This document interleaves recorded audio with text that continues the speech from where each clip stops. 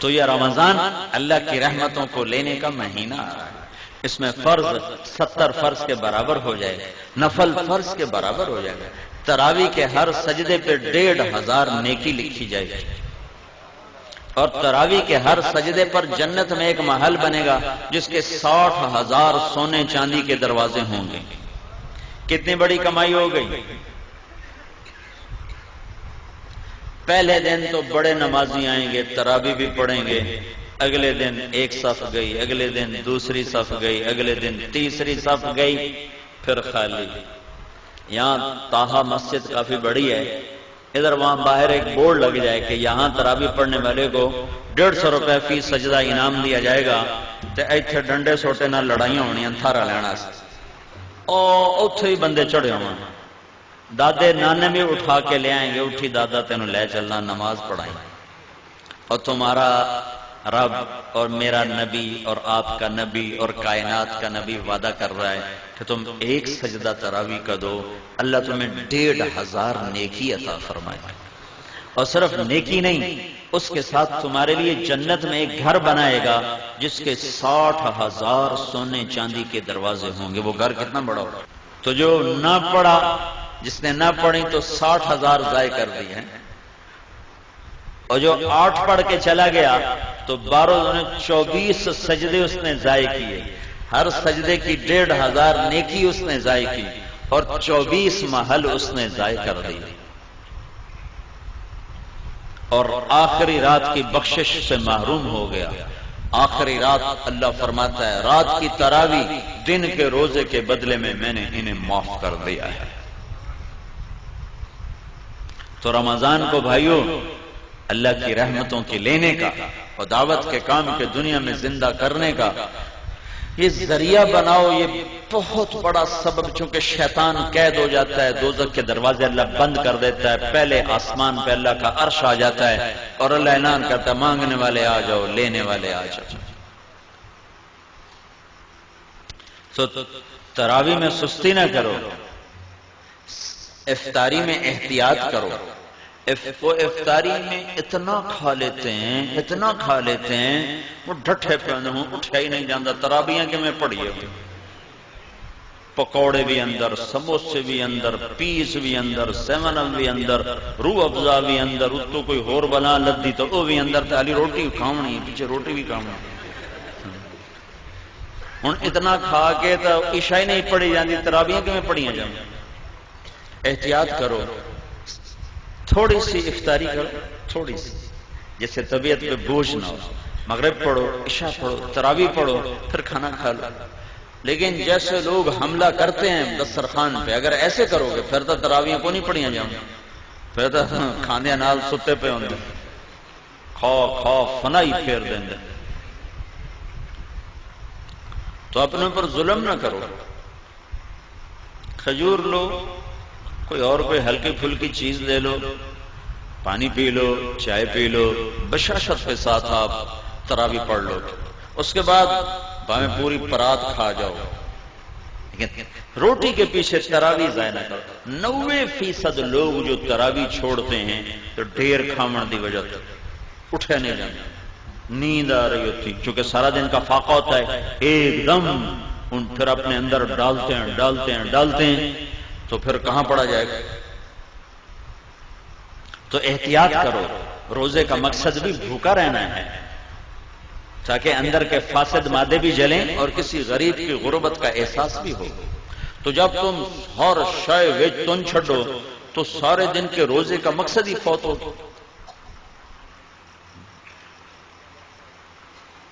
وہ دسترخوان اٹھ رہا تھا تو ایک ساتھی کہنے لگے ہائے مطلب چنگا کھا پی، کہنے لگے ہائے، دوسرے نے پوچھا ہائے کیوں کی کہ اے سارا واپس کیوں جاندہ پہ، ہن اندر لے جاون دی جگہ تو ہے کوئی نہیں، اے سارا واپس کیوں جاندہ پہ۔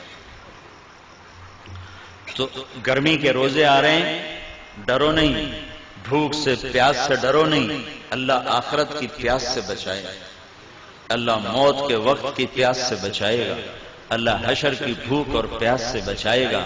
اور اللہ تعالیٰ فرماتا ہے روزے کا بدلہ میں خود ہوں، اور اللہ کے نبی اپنے ہاتھوں سے کوثر کا جام پلائے گا اور خود اللہ تمہیں پلانے والا ہوگا وَسَقَاهُمْ رَبُّهُمْ شَرَابًا طَهُورًا، اللہ خود تمہیں اپنی جنت کے جام پیش فرمائے گا، کلو میرا بندہ آج یہاں پی، تیرا رب ساقی ہے۔ تو بھوک اور پیاس سے ڈرو نہیں، یہ میرے رب کی عطا ہے کہ وہ اپنے بندوں کو تھوڑی سی بھوک دے کر ہمیشہ کی بھوک سے بچانا چاہتا ہے، تھوڑی سی پیاس دے کر ہمیشہ کی پیاس سے بچانا چاہتا ہے۔ اور اپنے دل کو بغض اور کینے سے پاک رکھو کہ کینے اور بغض سے بھرا ہوا دل رمضان میں بھی نہیں اللہ کی رحمت کے سائے میں آتا۔ لڑے ہوئے صلح کرو، روٹھے ہوئے مان جاؤ، ورنہ رمضان کی برکتوں سے محروم ہو جاؤ گے۔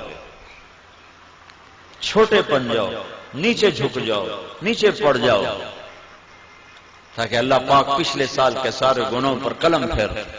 رمضان کا مطلب ہے جل جانا، رمضان رمضان یرمضو، جل جانا۔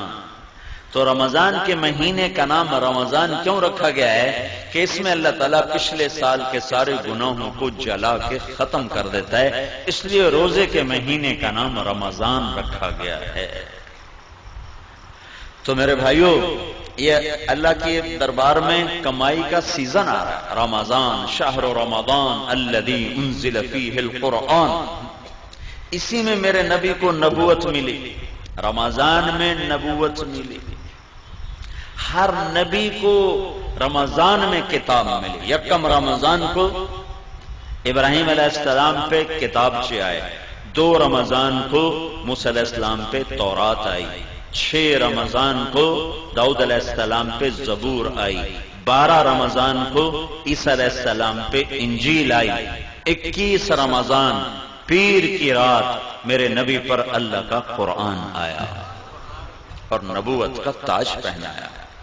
اس میں شب قدر اللہ نے رکھی، 21، 23، 25، 27، 29، 5 راتیں جاگ لو، 1000 مہینے کی عبادت سے زیادہ کا اجر اپنے خزانوں میں، اپنے کتاب میں لکھوا لو، اور اللہ کے خزانوں سے ساری زندگی کے گناہ معاف کروا لو اور جنت کے فیصلے کروا لو، صرف 5 راتیں جاگ کر۔ 5 اعتکاف بیٹھنے والا تو سویا ہوا بھی ہو تو عبادت لکھی جاتی، جو اعتکاف میں ہمارے نبی نے ساری زندگی اعتکاف نہیں چھوڑا، ساری زندگی۔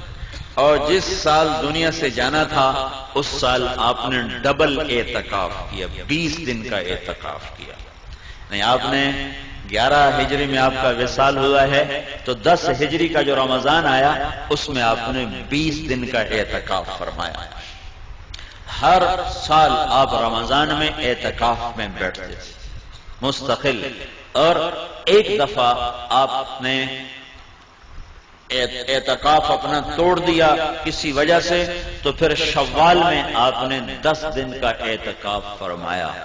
اعتکاف کرنے والا ایسا ہے جیسے اللہ کے دربار پہ جا کے بیٹھ گیا، جو سخی کے در پہ بیٹھتا ہے وہ لے کے ہی اٹھتا ہے۔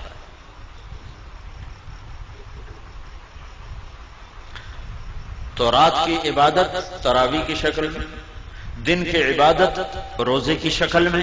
رمضان میں اللہ کی راہوں میں پھرو گے تو ہر روزہ کروڑوں گنا اوپر چلا جائے گا۔ میرے نبی نے فرمایا نفل روزے کے بدلے میں ساری دنیا سونا بنا کے دے دیں تو اس کا بدلہ نہیں ہے، تو فرض روزے کا کون جان سکتا ہے کہ اللہ کیا دینے والا ہے؟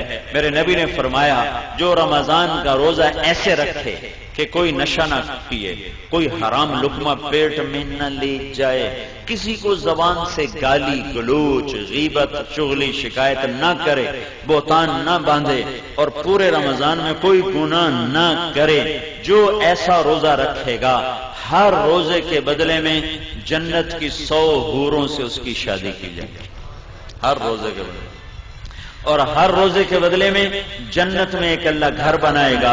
اگر پوری دنیا اس گھر میں رکھو تو یوں وہ اس گھر میں نظر آئے گی جیسے پوری دنیا میں ایک بکری نظر آتی ہے، ایسے ہی پورا جہان اس محل میں بکری کی طرح نظر آئے گا۔ تو بھائیو، یہ رمضان تھوڑا گرمی کا ہے، اگلے سال اور گرم ہوگا، اس سے اگلے سال اور گرم ہوگا۔ یہ میرے رب کا امتحان ہے اپنے بندوں کے لیے تھوڑے وقتوں کا کہ اللہ 50,000 سال کے دن کی گرمی کی بھوک اور پیاس سے بچائے گا۔ کان مقدارہ 50,000 سنہ، جس کی لمبائی 50,000 سال کے برابر ہے، اللہ اس سے ہماری حفاظت فرمائے گا۔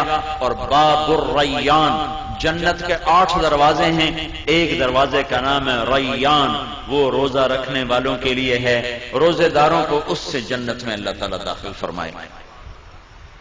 تو روزے کا مطلب منہ بند کرنا نہیں ہے، روزے کا مطلب ہے آنکھ بھی روزہ رکھے، حرام نہ دیکھے، کان بھی روزہ رکھیں، حرام نہ سنیں، زبان بھی روزہ رکھے، گالی غیبت چغلی نہ ہو، ہاتھ بھی روزہ رکھے، غلط نہ تولے، غلط نہ لکھے، ظلم نہ کرے، پاؤں بھی روزہ رکھیں، غلط محفل کو چل کے نہ جائیں۔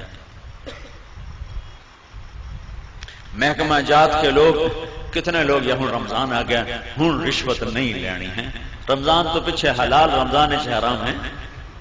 اور میں ایک شہر سے گزرا، بنو میں میری جماعت گئی تھی رمضان میں، تو ایک سینمے کے آگے بورڈ لگا ہوا تھا رمضان کے احترام میں سینما بند ہے۔ میں نے کہا یہ چنگی شریعت مسلمانہ بنائی، پھر رمضان سے حرام تے بعد حلال ہے۔ جسے کہتے ہیں یار تو دیکھو نا داڑھی رکھ کے تو جھوٹ بول رہا ہے، تو اس کا مطلب ہے داڑھی شیو کرا دو تو پھر جھوٹ حلال ہو گیا ہے۔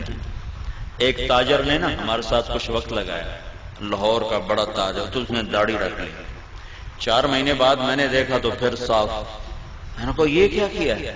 کہنے لگا جی سارا دن جھوٹ بولنا پمدا ہے، میں مناہ چھڑی۔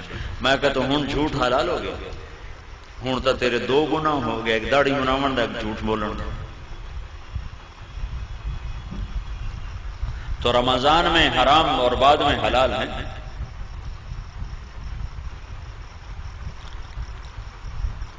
تو جو شریعت میرے رب نے حرام کی، شریعت میں جن چیزوں کو حرام کہا ہے وہ رمضان میں بھی حرام ہے، بعد میں بھی حرام ہے۔ تو بھائیو سارے جسم کا روزہ رکھو اور اللہ کی راہوں میں نکل کر اپنے روزوں کو قیمتی بناؤ اور تسلی رکھو۔